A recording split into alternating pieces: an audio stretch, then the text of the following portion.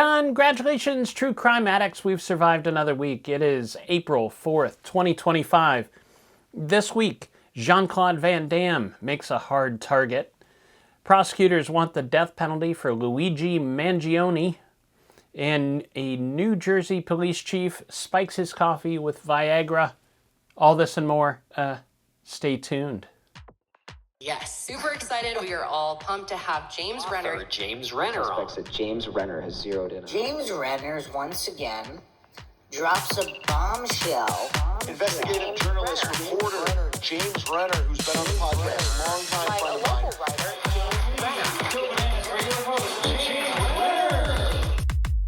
And we're back with more true crime this week with me, your host, James Renner. Hey, top of the show, just a reminder, maybe not so much a reminder, but an announcement. My new true crime book, Scout Camp, is currently on sale on Kindle. You can get it for the low price of $5.99. I spent like a year and a half researching it. You get it for $6. It's a deal. It's a deal. What can I say? But anyways, hope you like it. It's about the Boy Scout scandal. Like being in air quotes, it is a rough story, but it also talks about the summer I spent as a camp counselor in Ohio at the largest Boy Scout camp in the state in 1995 when a young man died under mysterious circumstances. It's part memoir, part newsy, but yeah, seems to be doing well. Hope you like it. As always, I want to thank my buddy Walter for manning the camera. Walter's just back from trafficking eggs across the Mexican border. He brought me some. I'm going to make a nice little omelet tomorrow. Don't tell ICE, please. Let's get to the top stories. There's lots of news to talk about. That's what the show is all about. True Crime This Week brings you the true crime stories you might have missed during the week. You don't even have to really watch the news if you're into true crime. Just come here on Friday mornings. I'll give it to you. That's what she said. Okay, here we go. 4 Texas deputies with the Harris County Sheriff's Department died by suicide in the last few weeks. And what first seemed like a possible conspiracy now appears to be a rare example of what experts call suicide contagion, according to CNN. Deputies William Bozeman, Long Guyan, and Maria Vasquez all died by suicide within a week of each other, followed by Christina Kohler 6 weeks later. Between 2016 and 2022, 1,287 public safety officers died by suicide, according to a report by Can Corporation. But the total may actually be much larger, as many suicides are not officially reported due to the stigma of the action. A recent study shows that police officers are 54% more likely to die by suicide than workers from other professions. They believe this is caused by repeated exposure to trauma, as the officers who deal with tragedy on a daily basis can contract PTSD and depression, almost like a person contracting lung cancer from secondhand smoke. And when someone close to those officers dies by suicide, the odds increase dramatically that they, in turn, will commit the act as well. Sometimes experts are calling this suicide contagion, like a virus that spreads from one person to another. 3 of these officers recently retired or left the force, and there's evidence that this also increases the likelihood of suicide for police, as they kind of glamorize the relaxation of retirement, only to find that the trauma of their job follows them home, and they become confused as to why they're not suddenly happy.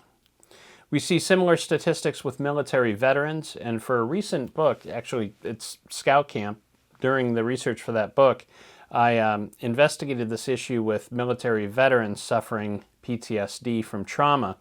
And during that research, I found a nonprofit in D.C. that has shown a 66% success rate in curing veterans with PTSD. Not treating, curing PTSD in veterans. Their secret? They give veterans a dose of the psychedelic DMT in a therapeutic setting.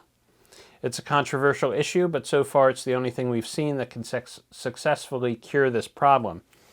So expect to hear much more about psychedelic therapy in coming years, especially as we see more suicide contagion stories like these. In the meantime, please be nice to your local police officers. Jean-Claude Van Damme, star of over-the-top 90s movies like Hard Target and Sudden Death, is the subject of criminal charges in Romania and is accused of having sex with several women who were trafficked by a Romanian criminal group, according to The Independent. The incident allegedly took place in Cannes, France, where the 64-year-old Van Damme was gifted 5 Romanian women from some weird crime lord. The Romanian Directorate of Investigating Organized Crime and Terrorism, or NAMBLA, got involved after a woman who witnessed the handoff went to police. An attorney for one of the victims said that Van Damme knew that the women were being trafficked before he had sex with them. These charges are connected to a larger investigation by the Romanian prosecutor's office as they investigate trafficking of minors. I feel bad for the jury on this one. The only thing more difficult to sit through than Hard Target has to be a sex tape of a 64-year-old washed-up B-movie star having sex with 5 women. Everyone gets punished in that scenario. Trump's attorney general, not just a general attorney, but the Attorney General, Pam Bondi, announced on Tuesday that she will seek the death penalty for Luigi Mangioni, who stands accused of killing United Healthcare executive Brian Thompson in New York City last December, according to the New York Times. Part of this is optics, of course, but it's also reportedly part of the Trump administration's plan to revive the use of capital punishment for federal cases. President Biden had issued a moratorium on the use of the death penalty for federal cases, but Trump recently signed an executive order to bring it back. As a reminder, most of the countries in the developed world have ended the practice of capital punishment. The United States is an outlier here when it comes to the death penalty, and it sits alongside countries like Iran, China, and Saudi Arabia, not to mention Yemen. Not a good club to be in. Mangioni's defense lawyer said that seeking the death penalty in this case amounts to premeditated state-sponsored murder intended to protect the immoral healthcare industry. If Mangioni had been tried in New York court, where the offense was committed, the death penalty would be off the table, as the state outlawed execution in 2004. But Mangioni is being tried in federal court because he crossed state lines when he escaped. But a jury will have to vote unanimously to sentence him to death if he is convicted of the murder, which will be difficult, I think, in New York, right? The statistics we are lacking here is how many people have died because United Healthcare denied their insurance claims while enjoying $16 billion in profit last year. I'd kind of like to see those stats. It's private, though. We don't get them. Anyways, in America, that's business. I will be right back after a short break. I've got lots of cold case updates coming at you. We got to talk about a new solve of a Jane Doe. We're going to talk about Lucy Letby as much as I want to avoid it. We have to talk about Lucy. All this and more. Stay tuned. I'll be back in 2 and 2. Please hang up and try again. And we're back with more True Crime This Week, brought to you by Cosmopolitan Yogurt, sophisticated and with an aspirational nature. On June 16, 1987, the body of a young woman was discovered behind an auto repair shop in Toledo, Ohio. By all appearances, she had been dead for several days. She was wearing Jordache jeans and wrapped in a pink blanket. She was estimated to be between 16 and 20 years old. It appeared that someone had set her body on fire in an effort to destroy evidence. For many, many years, that case remained unsolved. I'm happy to report that on Tuesday, this week, Toledo police announced that they were able to finally identify this Jane Doe as 18-year-old Tammy Lowe of Taylor, Michigan. The Porchlight Project, that's the nonprofit that I run along with many other more qualified people, funded this case.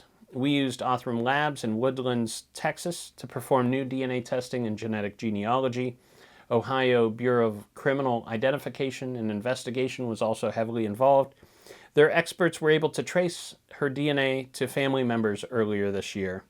If you're interested in learning more about the Porchlight Project and what we do there, please visit porchlightonline.org. 7 leading experts say that the evidence used to convict Lucy Letby was flawed, according to The Guardian. Letby, the 35-year-old neonatal nurse, was found guilty last year of murdering 7 babies, a number that makes her the most prolific serial killer in modern British history. For that, she was sentenced to life in prison. Among the evidence brought up at trial were handwritten notes in which Letby wrote, quote, "I killed them on purpose because I'm not good enough to take care of them," end quote. But on Thursday, Letby's defense team handed in an 86-page report that they say casts serious doubt on the evidence that was presented at trial to establish that Letby killed babies by injecting them with insulin. They claim the test used to determine deliberate poisoning was flawed. Meanwhile, there's a separate ongoing investigation to determine if Lucy Letby harmed other babies at the hospital. And the hospital itself may be charged with corporate manslaughter. That's a charge that exists in the United Kingdom, but not here in the U.S. But maybe it should. Maybe it should. I like this idea. Corporate manslaughter. Absolutely. Add it. Anyways, tune in. We'll see what happens with Letby. I'm going to go out on a limb here and say she's probably going to remain in prison for a while. A pregnant teenager from Wisconsin who has been missing for 2 months was found alive on Wednesday, according to ABC7. On February 6th, an Amber Alert was issued for the missing 16-year-old girl who was pregnant at the time. On April 2nd, which was her birthday, police in Nebraska received a tip that she had been sighted out and about with an adult man. Police responded and discovered that it was indeed the missing teen, as well as the 40-year-old man she was with, who was also the father of her unborn child. So he was promptly arrested. The man's name is Gary Day. Here's a picture of him. For those who are only listening to this, just know he looks exactly like the guy you pictured in your head. Day faces charges of child enticement and abduction. On Wednesday, Nashville police released a detailed report about the motive for Audrey Hale, who shot and killed 3 adults and 3 children at the Covenant School in 2023, according to CNN. Audrey was 28 years old and identified as a male, but in the report they refer to him using female pronouns because, under Tennessee law, a person's gender identity must correspond with the information present on the birth certificate. On March 27, 2023, Audrey entered the school with 3 loaded guns and murdered 3 9-year-old students, Evelyn Deekhouse, Hallie Scruggs, and William Kinney, as well as custodian Mike Hill, schoolmaster Catherine Kuntz, and substitute teacher Cynthia Peak, before he was shot dead by police. According to the report, Audrey studied other school shooters and suffered from anxiety and social phobias and believed his only real friends were his stuffed animals, which were found in his car. They also found a lot of writing on flash drives that Audrey kept, in which he talks about his parents sending him to a therapist and how he kept information from that therapist so as not to let them know how troubled he really was. According to these journal entries, Audrey picked the school because he had happy memories there and that his death needed to be remembered. He also wanted his bedroom to be turned into a museum. Bad news, Audrey. I'm going to forget about you probably before this podcast ends. Let's jump over to weird news, shall we? Robert Farley was appointed chief of police in North Bergen, New Jersey in February 2024. Farley, by all accounts, is a legend in North Bergen. He has served on the department for 26 years. His father was a deputy chief, as was his grandfather before him. So you'd think he'd be a shining example of quality police conduct. But a complaint filed by 5 police officers who work at the department suggests otherwise, according to NewJersey.com. They say that Farley is a menace and behaves like some teen jock from an 80s movie. The complaint alleges that Farley did the following things: chased an officer around the office and then jabbed a hypodermic needle into his penis, shaved his body hair onto other people's desks, scraped fluid off his underwear onto other officers, dissolved Viagra into the communal coffee pot, walked out of the bathroom naked, sent sex toys and pride flags to the homes of coworkers, and on at least one occasion pulled his pants down in the office and defecated on the floor while everybody watched. A spokesperson for the town said, quote, "North Bergen has full confidence in Chief Robert Farley's leadership," end quote. Though it should be noted that the spokesperson was holding a cup of coffee and sporting a hard-on while they said it. Over to pop culture. The new true crime docuseries Spy High premieres this week on Prime. A teen's life is upended when his school accuses him of dealing drugs using a photo from his bedroom. His family's lawsuit reveals a shocking scandal that sparks FBI involvement and raises alarming questions about student privacy. Now, this story follows the true story of 15-year-old Blake Robbins, who was given a computer by his public school, only to learn later that the school was using the computer to spy on him and other students. So that's creepy. But I expect that docuseries is going to be quite popular in the coming weeks. Check it out. The true crime book of the week this week is a new book just out. It's called Home of the Happy, A Murder on the Cajun Prairie by Jordan LaHaye Fontenot. One of these days, I'm going to learn Cajun. Here's the write-up. On January 16th, 1983, Aubrey LaHaye's body was found floating in the Bayou Nespeak. His kidnapping 10 days before sparked the biggest manhunt in the history of Evangeline Parish. But his descendants would hear the story as lore. In whispers of the dreadful day, the FBI landed a helicopter on the family's front lawn and set out on horseback to search for the 70-year-old banker. Decades later, Aubrey's great-granddaughter, Jordan LaHaye Fontenot, asked her father, the parish urologist, to tell the full story. He revealed that to this day, every few months, one of his patients will bring up his grandfather's murder, and the man accused of killing him, John Brady Balfa, who remains at the Louisiana State Penitentiary at Angola serving a life sentence. They'll say in so many words, "Dr. Marcel, I really don't think that Balfa boy killed your granddaddy." For readers of Maggie Nelson's The Red Parts and Emma Copley Eisenberg's The Third Rainbow Girl, Home of the Happy unveils the layers of suffering born of this brutal crime and investigates the mysteries that linger beneath generations of silence. It is possible that an innocent man languishes in prison still, wrongly convicted of murdering the author's great-grandfather. How's that for a personal story? And I love Louisiana as a setting for these stories, so I'm going to pick that one up. Home of the Happy by LaHaye Fontenot. And that's the news for this week. I will be back next Friday morning. I hope you will be too. In the meantime, enjoy the weather. It's nice and balmy here in Ohio, finally. And in the words of the incomparable Murray Saul, the godfather of Cleveland radio, that means we gotta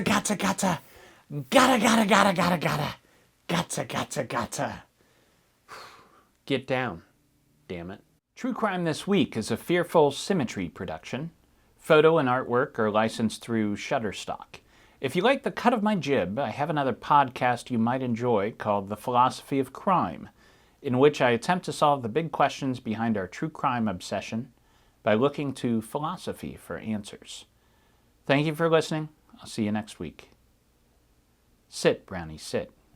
Good dog.